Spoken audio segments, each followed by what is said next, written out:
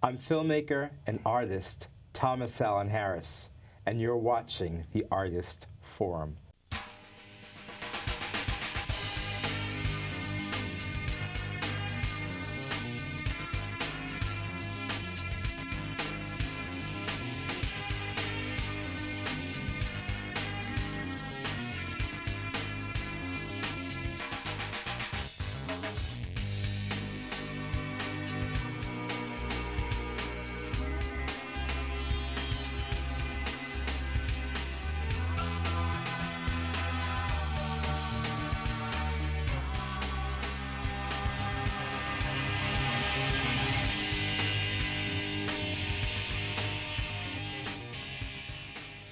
Welcome to the Artist Forum. My name is Bill Coleman. I'm your guest host tonight, and it is my esteemed pleasure to welcome Thomas Allen Harris. He is an award-winning, Emmy-nominated photographer, filmmaker, auteur, storyteller, and I like to think of him as a visual missionary.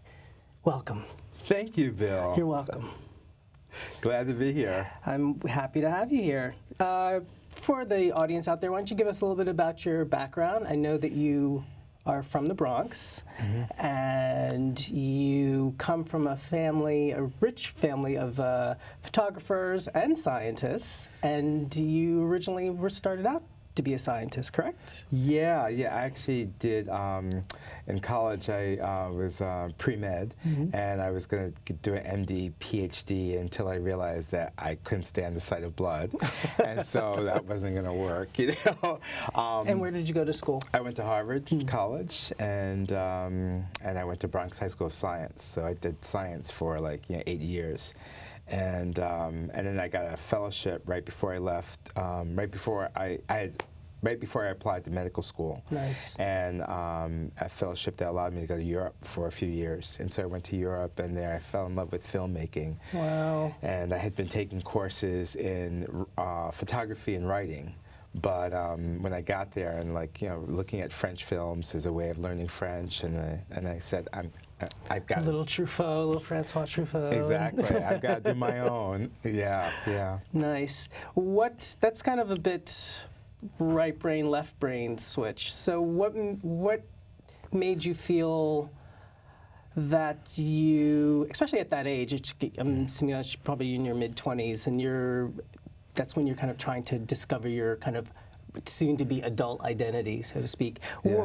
How did you know that it was kind of time to make that transition from kind of science to maybe, art is where my passion lies, or where your spirit was telling you to go? Yeah. Well, wow. It was actually my early 20s, and I always had this sneaking suspicion I was an artist, and but I didn't really know any artists, and so it was when I lived in Europe that I came in contact with a whole bunch of folks, and I was also part of this expatriate community, and then there were a lot of people who were from former colonies and who were reinventing themselves in Paris. Wow. And so that's where I really kind of blossomed. And so it was like I wondered how my parents would feel, because I was on this track, and it was so much a part of my identity. But it was I don't know. I feel like I'm still trying to reconcile those two spaces. Like maybe I'll do a sci-fi film next or something. That'd be great. But I do think that it's a way of organizing information, and the kinds of films I've made have been films that go back and forth in time and experiment with narratives. So I think that the experimental aspect of that comes from my science actually was really useful in the kind of work I make in terms of long format film. Tell me a little bit about the first film that you made. What was that feeling like for you to be, I'm actually here, I'm making a movie. Yeah. I have all, these people and resources, and, I'm now making my art. How was that for you?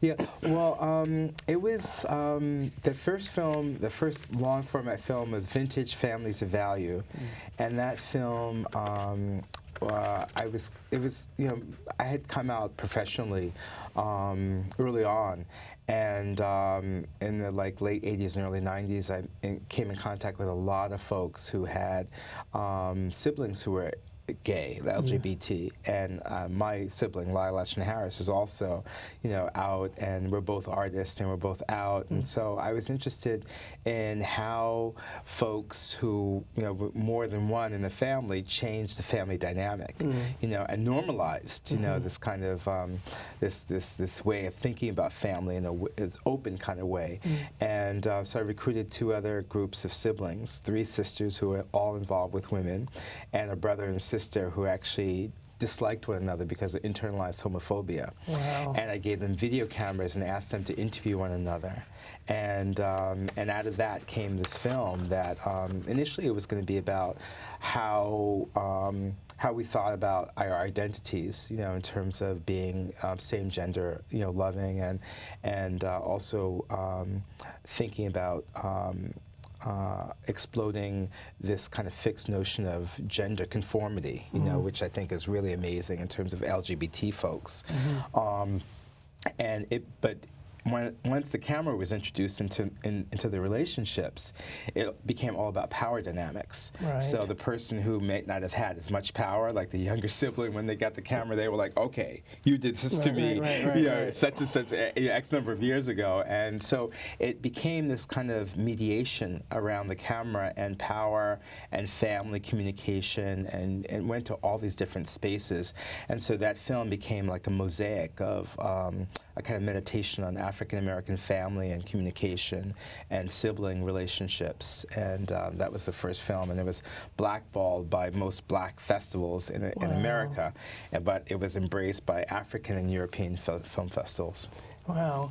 Yeah, race and identity are common threads in a lot of your work, photography and film, and you have a great new project, I'm going to get this right, the Digital Diaspora Family Reunion Roadshow, which speaks a lot to African American families, photography, identity, history. I'd like for you to talk a little bit more about that. Well, as I started making these films, when you first introduced me, you talked about coming from a rich family, and in fact, each time I make a film, I find more archives in the family. Like I made a film, 12 Disciples of Nelson Mandela, about my stepfather's relationship to South Africa and his participation in the African National Congress.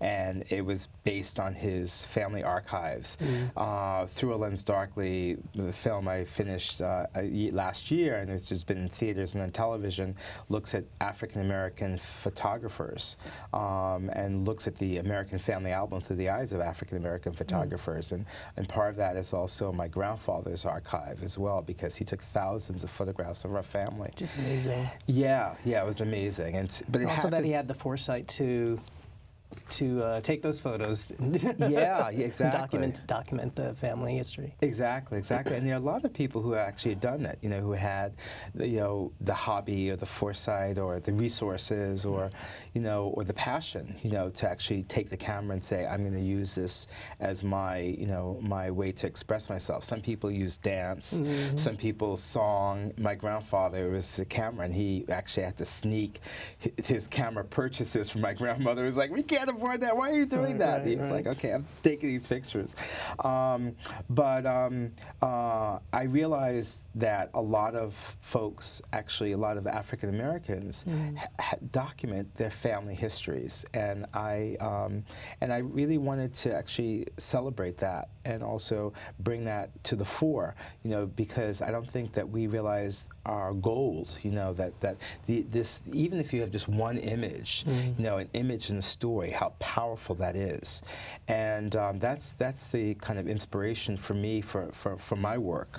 I knew more about the family history because I used to spend time with my grandfather growing up, and I also his space was full of photography. Right. So in some ways, becoming a filmmaker started even way back then, even before I moved and went to Europe. It's your destiny.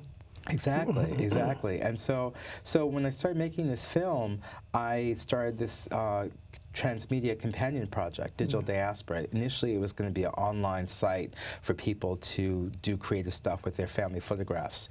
And we started pitching it, and people said, well, we want you to do it live. And all of a sudden, the Digital Diaspora Roadshow was born, and I found myself like on the road, inviting people to share their family photographs with me, and then we actually take the family images and we put them on large screens, and I guide people through stories, because when we first started doing it, people would show up to the roadshow with trunk loads of images, That's wanting amazing. to tell their story. Yeah, and so I thought, well, the way to make this manageable is to create a narrative and just select a certain number of images. So it's kind of like the kind of behind the scenes of filmmaking, putting the images with the text, and then we have live musicians, and we have an audience full of strangers, and so at the end of the evening, those strangers become family because we participate, and so it's a really You've connected them.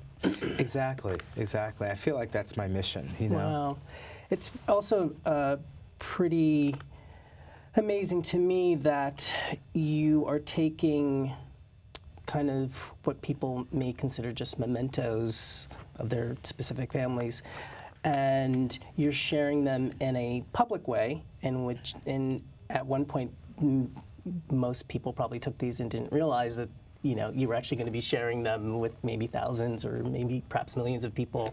I find that very interesting because it's kind of taking a medium which is kind of reserved for family and just kind of private moments that are now kind of being thread into a visual tapestry, so to speak. And so I find that very, very fascinating. And also with media today, you have, we're provided with so many different types of images, some good, some not so good, constantly. So you're offering kind of another view, so to speak, of kind of African American life, history, which is very, very fascinating. Do you find that people come to you with that sense of purpose, sense of like they want to be validated, so to speak? Yeah, I think that so many of us have images in our home, on the walls. Like you shared with me an image on the box that you created with other images in it. And I think, particularly like in this country, African Americans and other immigrants as well, other immigrants in general, there's a certain invisibility that we have. There's a dominant narrative that we learn about in terms of history, in terms of, who we are in the present day, and some things are elevated and some things are hidden, and for me, I grew up very much aware that the images I was seeing out there were different from the images in our home. And I think that that's very true for African Americans. I think for probably most, quote unquote, people of color in this country, and and also maybe even women, and so I think that particularly with African Americans, because our history is so rich. I mean, we've done 38, 39 roadshows across the United States over the last 7 years, and inevitably, and I should say that the roadshows are open, so it's not just African Americans. Yeah. We open, I think about identity in an inclusive way because we're all mixed people, of course. And so, but the African Americans are the ones who have the oldest pictures. Really? Always. Wow. I mean, people come with images going back to the 1870s, 1860s, 1840s, and so many other people, especially in the North, we have mostly immigrants who come in the 1930s or, plus or minus 20-something years. They don't have these types of artifacts and the stories. And so I think it's so important to validate that. Do you feel that seeing that people do have these images from so long ago, are they coming with the stories that were told along with that, or are these just photos that were just handed down, or are they coming to you and be like, well, my grandmother, my great-grandfather, are they bringing those stories along with with them? Yeah, well, there's several different types of people that come to the roadshow. Some people are genealogists, and so they'll come with these amazing stories. Oh, wow. And then other people, like just young people who come and like, I've always wanted to know about this image, and they'll come and offer the image up to this group of strangers and get responses. Like, one person came with an image from World War II, and they were wondering about this insignia on their grandfather's shoulder, and someone said, well, that was actually an all-black troop. And so someone was a veteran in the audience and told them this. Another time someone came and she had an image of her grandmother, and she opened up the frame so we could scan the image, because we scan images, and especially early on, and give people back digital versions of them. And she found a hidden image behind that image. So it was this moment of discovery. And of course, we videotape all the interviews, and then we upload them onto our YouTube site, DDFR TV, Digital Diaspora Family Reunion TV. Nice. And so that's been a really amazing kind of journey of discovery. It needs to be a TV show. Yeah, we're actually working on that. We need to instead of Storage Wars, we need to kind of. Yeah. Well, great. it's in process actually. We've gotten a little bit of funding to develop some stuff, and so we're trying to figure out. Part of it is I'm really interested in using what we've gotten thus far as research, and moving into the space where we have actors come in and reconstruct certain things. Wow. Yeah, so we're in the process of developing. I'm just out of curiosity, where do you archive all of this? If you're traveling around to cities and digitizing images, where does it all land? Yeah, well, we have a complex set of archival hard drives and databases, and because with the film that we did Through a Lens Darkly, we collected 15,000 images. Wow. And 950 of them made their way into the film. And you could actually see the film on iTunes or Netflix. It's called Through a Lens Darkly, Black Photographers and the Emergence of a People. And with Digital Diaspora, we've collected another 18,000 images. That's amazing. So, and I've interviewed about over 1,000 people about their family photographs. Wow. So it's like, me and my team really, but I've done the bulk of them. But so I have just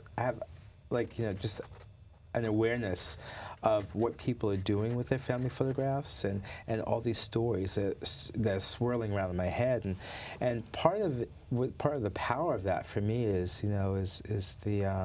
that I really want to seed the culture with stories.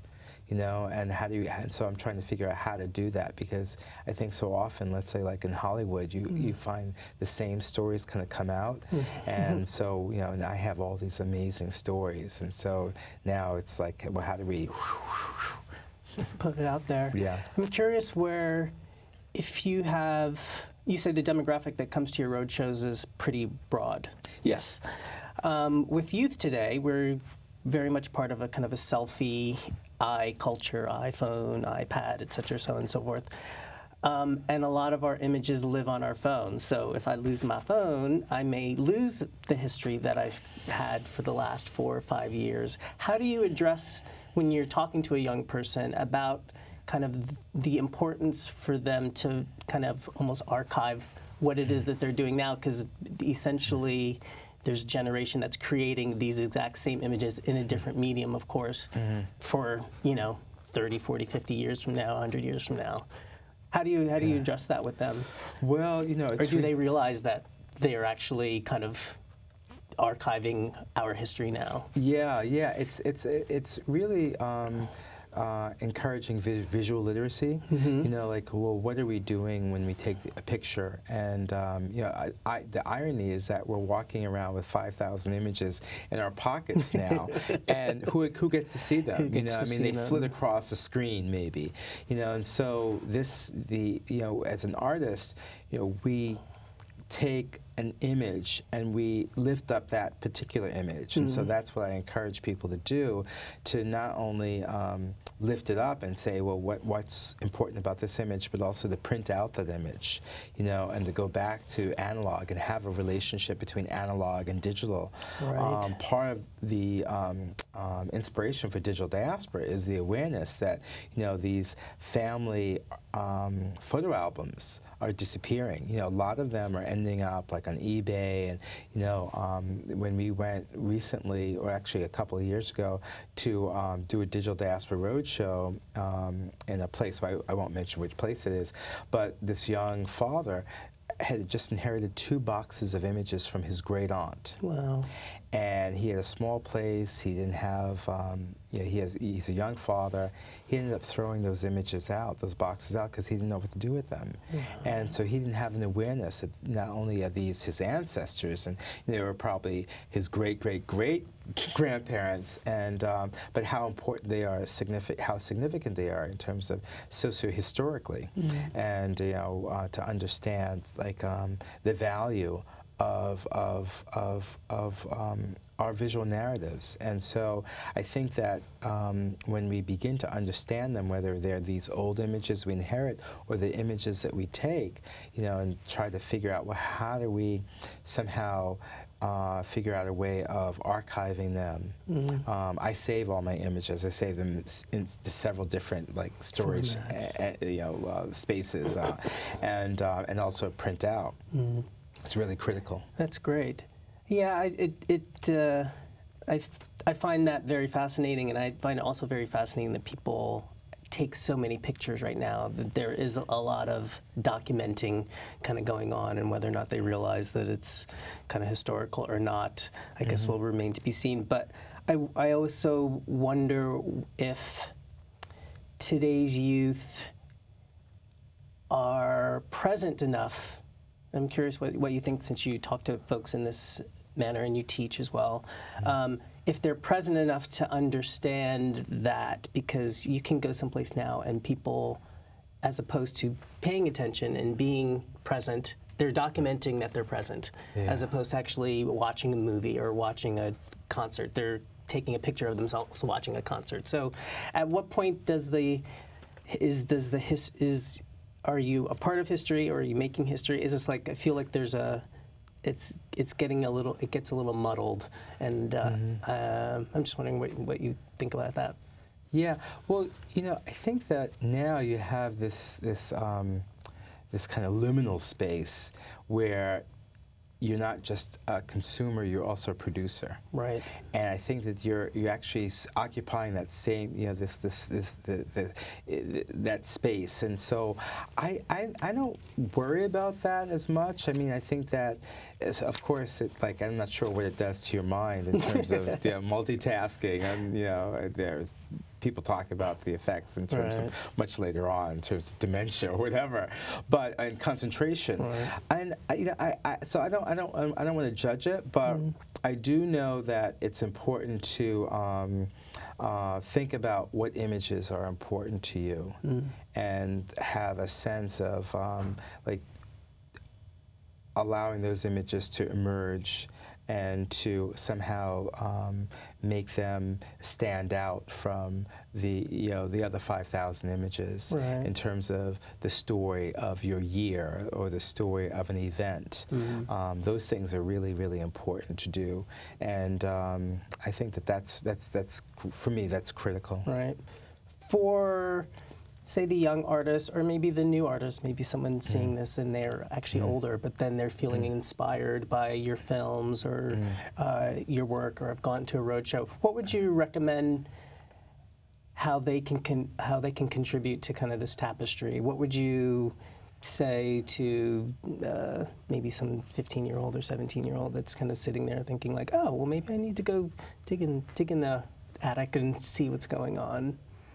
Yeah, I think it's like, it's limitless. I think once you start in that journey, there's so many different artists who are now mining the archive. And actually, for the last 20 years, in our film, Through a Lens Darkly, you'll find a lot of different artists who have gone back and used the archive as a kind of source of inspiration, and it's a journey, and I think that it's a valid journey, and it's a way of bringing to light these images that are kind of hidden, and whether they're personal images or images that you find, and each person has a particular relationship with those images, and I think that everyone is going to have a different type of journey, but I think it's really important to express oneself artistically and to use whatever you have out there. I mean, I think that today, when you have we're so inundated with all kinds of different things, and but to go back and find those things which have inspired families for generations, I think could be really valuable. And how would someone get in contact with you or become part of this amazing community? Well, they could find us on Facebook. We have a great Facebook group which is growing. It's called Digital Diaspora Family Reunion, and you can upload a photograph or a video, and it's a really vibrant community. Or you can reach us through our website, and the site is oneworld.onefamily.me. One World. Exactly, numeral one world, one family.me, and so we have links there to all of our social media, our YouTube, and also the Facebook group as well. Awesome. Thank you, Thomas Allen Harris, for being here with the Artists Forum. My name is Bill Coleman, and we look forward to seeing you at our next program. The Artists Forum. Get connected, be heard.